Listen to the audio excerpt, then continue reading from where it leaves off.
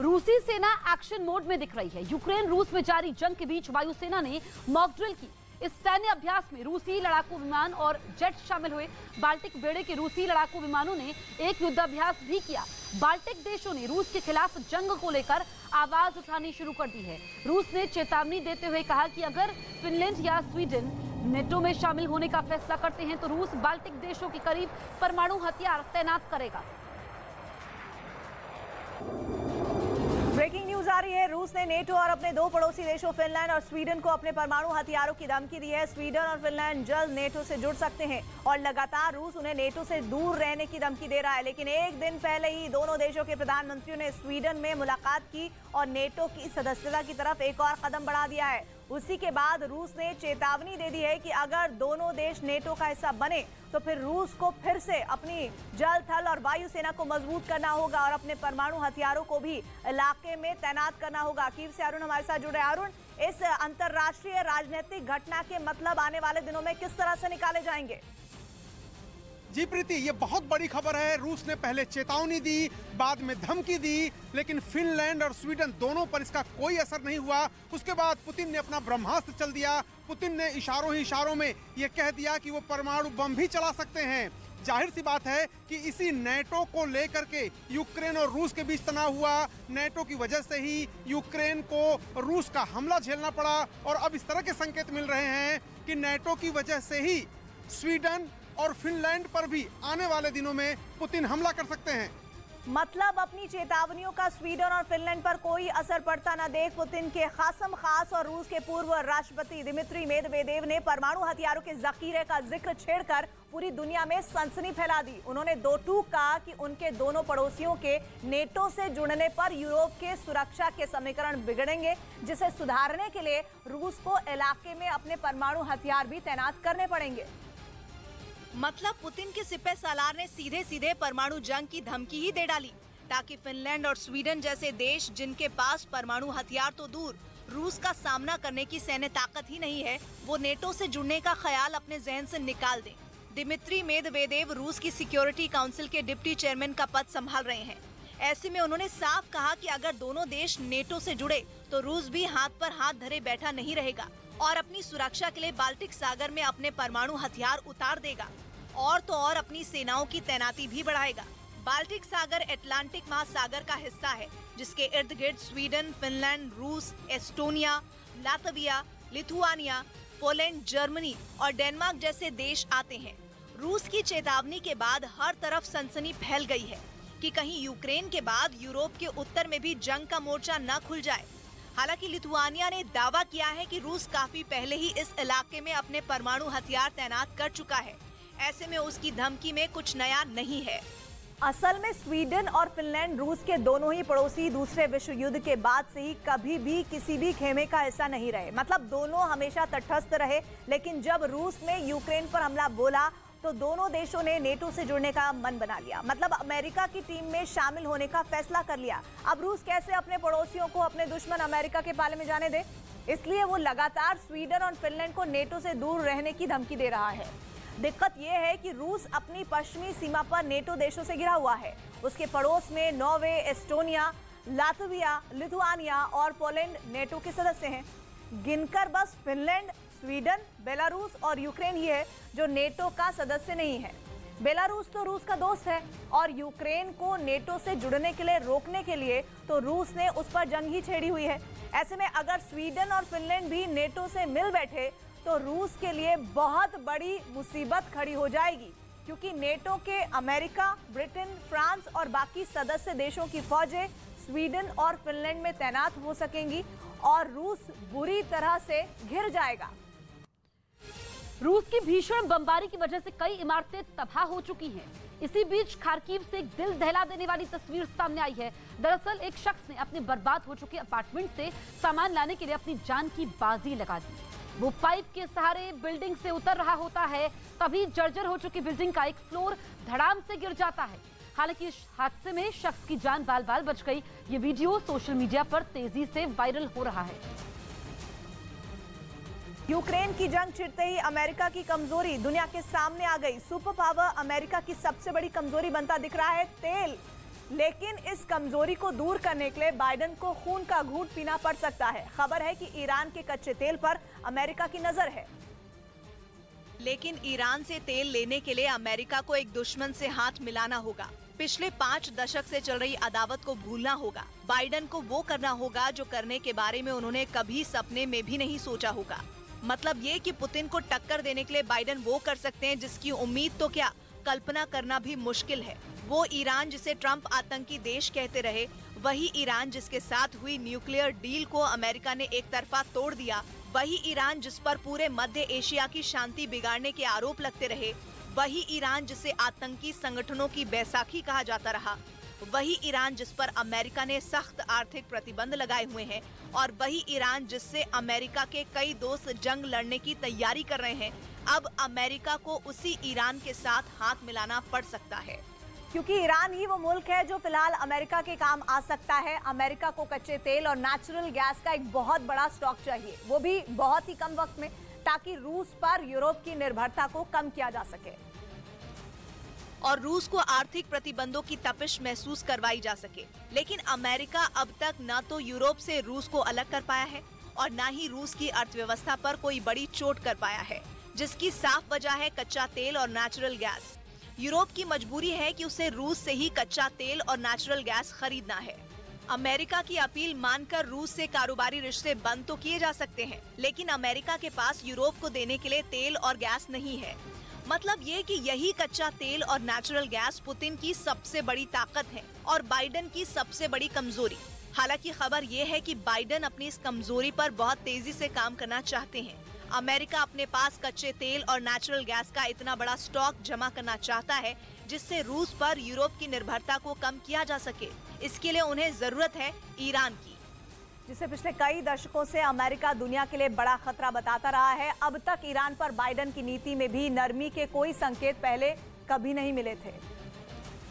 लेकिन अब ईरान पर बाइडेन इतने बड़े यू टर्न पर विचार कर सकते हैं जिसकी पहले कभी उम्मीद भी नहीं की गई। लेकिन खबर ये है कि ईरान भी इतनी आसानी से मानने वाला नहीं है। ईरान भी अपनी शर्तों का मसौदा तैयार कर चुका है। वो शर्तें जो अमेरिका की तेल और गैस की डील से पहले रखी जाएंगी। सबसे पहली शर्त ये होगी कि अमेरिका ईरान पर लगाए गए आर्थिक प्रतिबंधों को हटा ले, ताकि ईरान अपनी अर्थव्यवस्था को पटरी पर ला सके। लेकिन ये शर्त मान लेना भी कोई आसान बात नहीं है।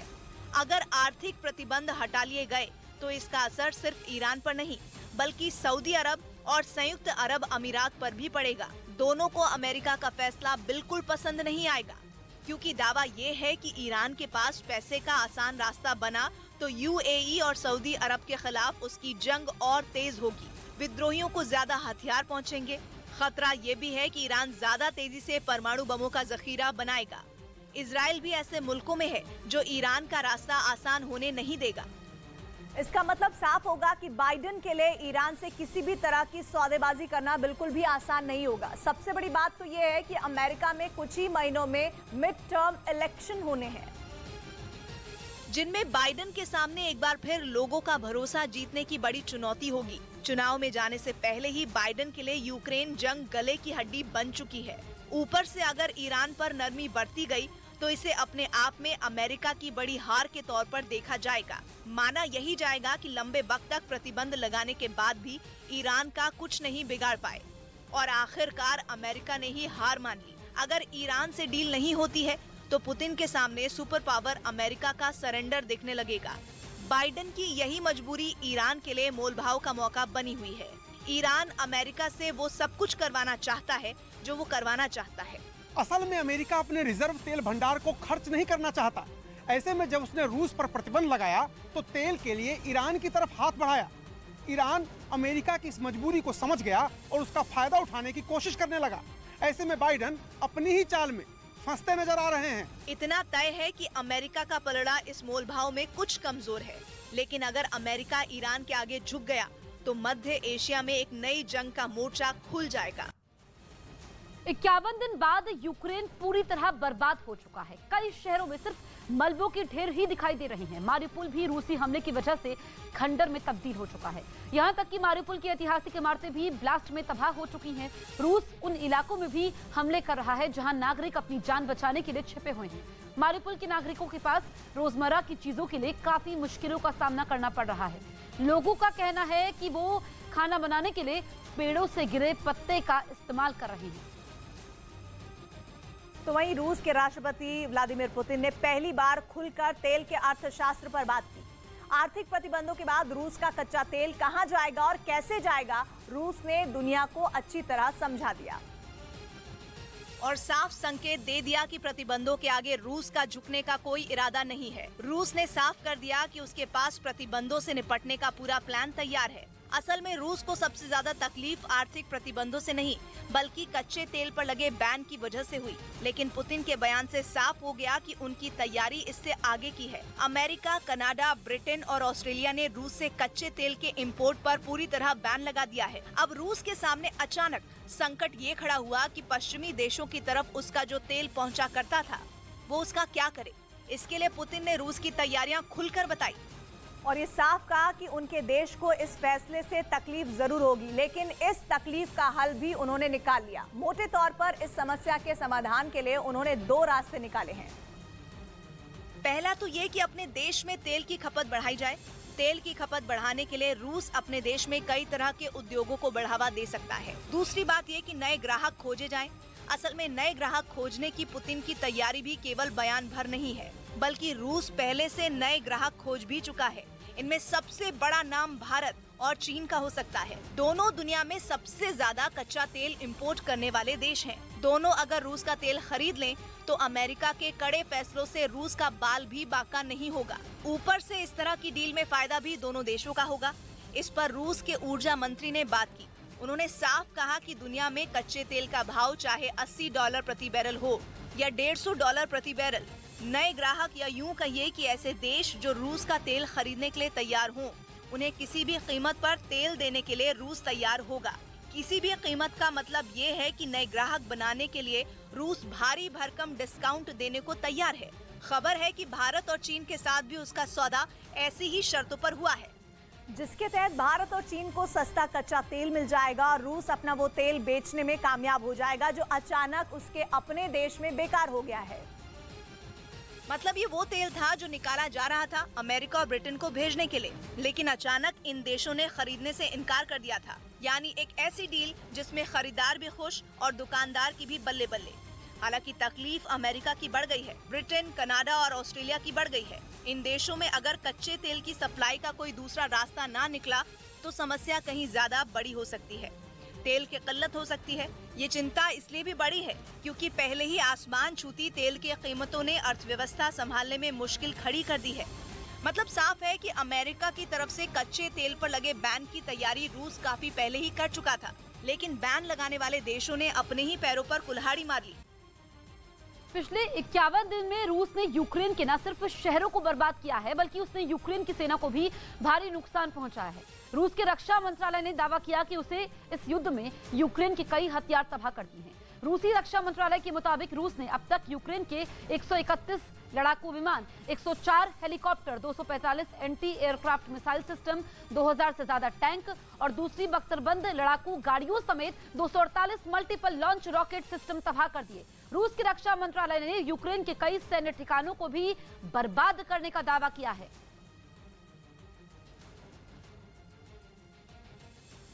इस बीच जंग के 50 दिनों में रूस ने यूक्रेन को तगड़ी चोट पहुंचाने की बात कही। रूस ने 24 फरवरी को यूक्रेन के कई शहरों पर एक साथ हमला बोला था और उसकी मिसाइलों ने यूक्रेन के कई शहरों में तबाही मचा दी थी। रूस के लड़ाकू विमान और हेलीकॉप्टरों ने आसमान से यूक्रेन के अलग अलग हिस्सों पर बम बरसाए थे। रूस ने यूक्रेन के खार्किव और खिर्सोव पर कब्जे का दावा भी किया था, लेकिन यूक्रेन की सेना ने पलटवार करके उन्हें छुड़ा लेने की बात कही थी। अब युद्ध के 50 दिन बीत जाने के बाद रूस यूक्रेन को बड़ा नुकसान पहुंचने का दावा कर रहा है, जबकि यूक्रेन के कई हिस्सों में रूसी सेना के हमले अभी भी जारी है। अब तो रूस ने यूक्रेन के पूर्व में डोनबास पर हमले के लिए पूरा जोर लगा दिया है। इस बीच उसकी सेना ने एक बयान जारी करके 50 दिनों की जंग में यूक्रेन को हुए नुकसान के बारे में बताया और दावा किया कि उसकी सेना ने अब तक रूस के 131 लड़ाकू विमान और 104 हेलीकॉप्टर मार गिराए हैं, जबकि जंग में अब तक यूक्रेन के 245 anti aircraft missile system S-300 भी ढेर कर दिए हैं। यही नहीं, रूस के मुताबिक जंग के 50 दिनों में उन्होंने यूक्रेन के 2188 टैंक भी ध्वस्त कर दिए।